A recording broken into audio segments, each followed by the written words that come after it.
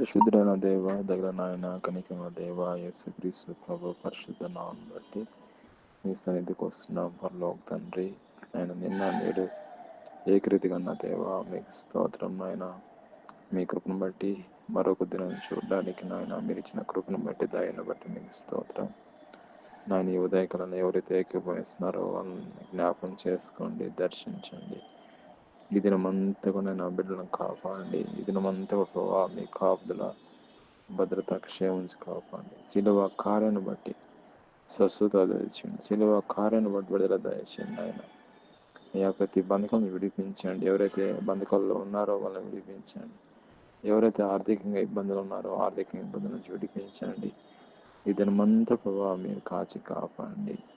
వాళ్ళ కష్టాలను చేతుబలను దీవించండి. కోడితిన పిల్లల్ని ఏ విధంగా కాపాడదో అదేవిధంగా మీ కృపరక్షణ కృపణలో భద్రపరచమని, దీవించమని, ఆశ్రయించమని ప్రభుని యేసుక్రీస్తు పరిశుద్ధ నామమున ప్రార్థన చేస్తున్నాం తండ్రి. ఆమేన్.